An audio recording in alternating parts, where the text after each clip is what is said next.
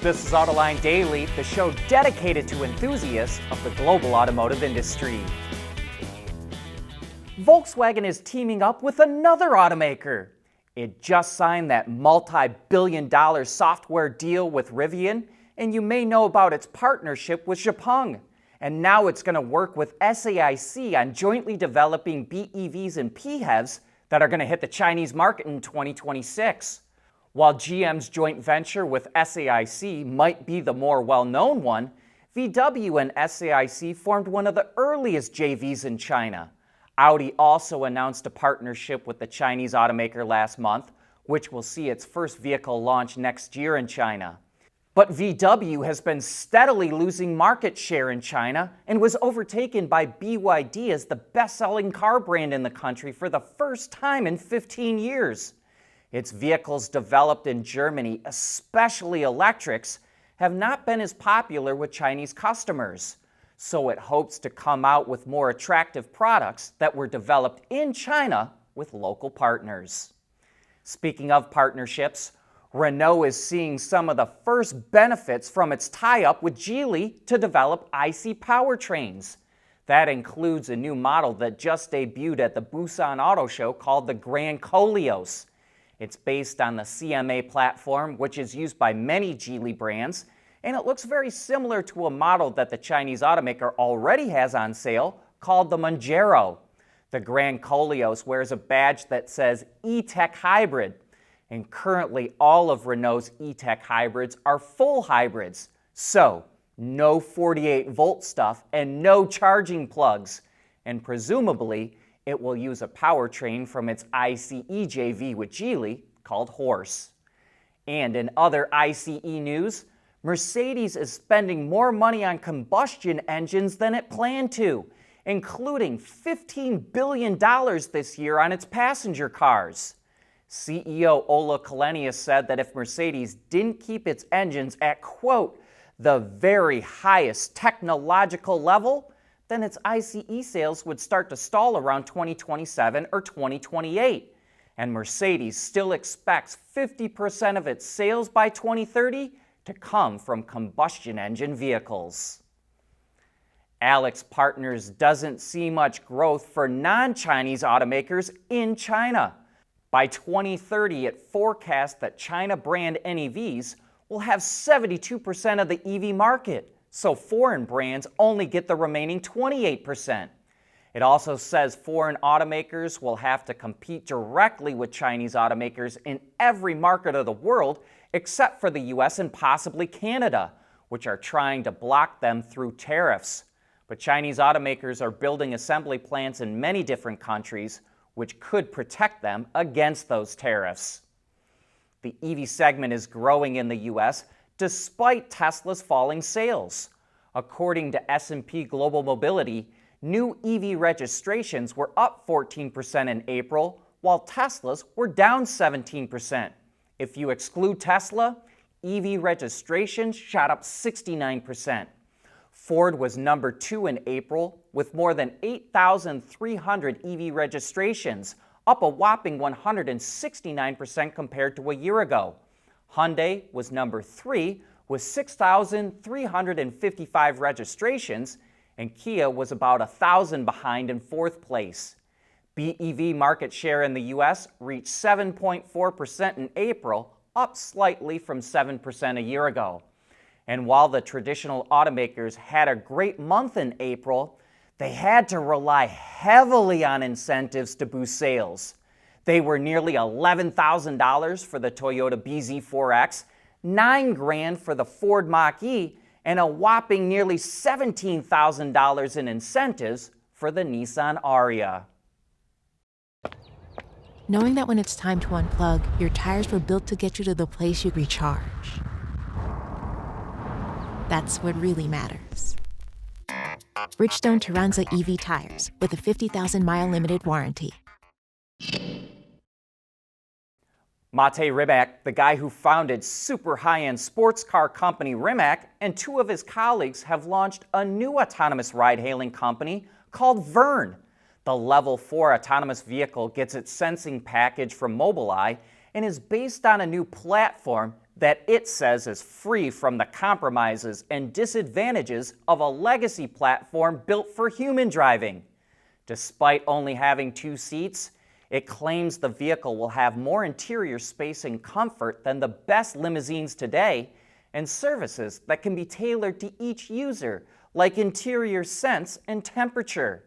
Verne will first launch its ride-hailing app in 2026 in Croatia, the home of Rimac. Well, just as we suspected, Volvo's EX30 will not hit the American market until probably next year. The EX30 is made in China, so it's included in President Biden's 100% tariff on any electric car made in China.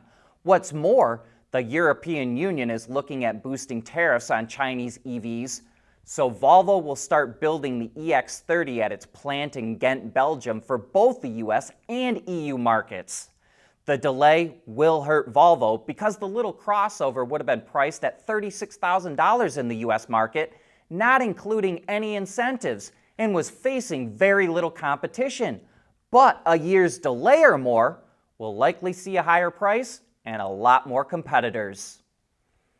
Car payments in the US have increased so much in the last 2 years that more owners can't afford them. According to TransUnion, monthly car payments in the first quarter of 2022 were $512 on average, but that rose to $581 in Q1 of this year, a gain of nearly 20%, and payments are about $830 more a year on average. And because of that, delinquencies on loans have reached Great Recession levels. Loan delinquencies of 60 days past due were 1.19% in the first quarter of 2023. In Q1 of this year, it increased to 1.33%. TransUnion says delinquencies are up because savings fell and car payments outpaced inflation and income growth. Earlier this month, Hyundai teased a new compact EV called the Inster, and now it made its world debut at the Busan Auto Show in South Korea. It comes standard with a 71 kilowatt electric motor and a 42 kilowatt hour battery, which provides a range of more than 300 kilometers or 186 miles based on the WLTP test cycle. It's also available with a more powerful 84.5 kilowatt motor and a larger 49 kilowatt hour battery, and it has a projected range of 355 kilometers or 220 miles. The model is an evolution of Hyundai's gas-powered Casper that's sold in Korea, but the Inster's body and wheelbase were extended. That gives it a little more interior space and was probably done to make more room for the battery pack. Inside it features dual 10.25-inch digital screens.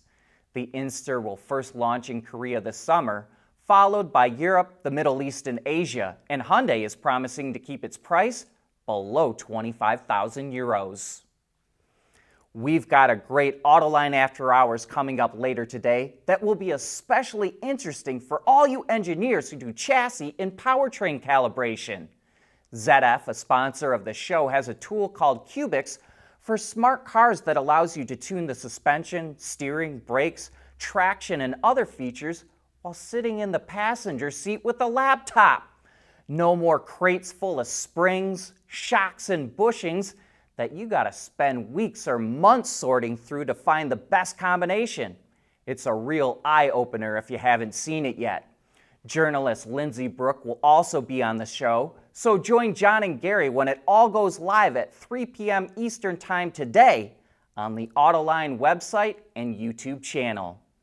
And a programming note here. We'll be taking a midsummer break next week, so there won't be any new Autoline dailies or an after hours. But keep an eye out.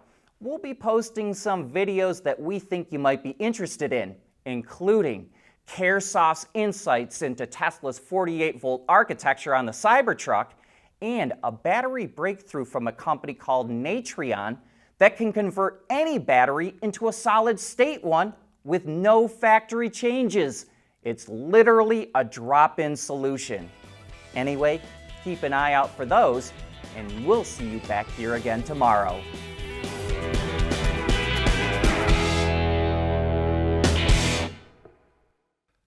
Autoline Daily is brought to you by Bridgestone, solutions for your journey. Intrepid Control Systems, over-the-air engineering boost your game.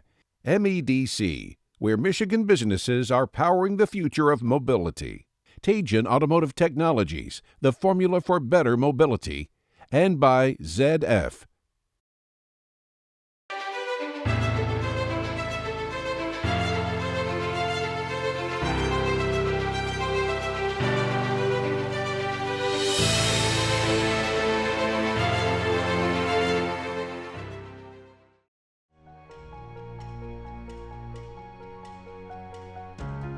Michigan is leading the charge in mobility and innovation, and I can't think of a better state to be in.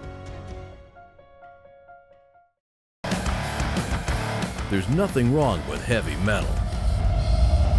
Hey, lighten up. But with world-class composite material, Tejan Automotive Technologies makes vehicles lighter, safer, and more eco-friendly. Intrepid's NeoVi Pi, allowing automotive engineers to interface, capture, and monitor vehicle data using Raspberry Pi. As a matter of fact, it's the automotive industry's first robust platform for Raspberry Pi, featuring Intrepid CAN-FD technology and Raspberry Pi compute module. The NeoVi Pi is designed for automotive environments, allowing use with relative power ranges and applications. In addition, the NeoVi Pi enables you to use the Raspberry Pi for compute while avoiding additional development to adapt to network environments. That makes the NeoVi Pi powerful enough to solve your vehicle network problems, yet small enough to fit in your backpack. One of many Intrepid tools used for developing zonal architecture and software-defined vehicles.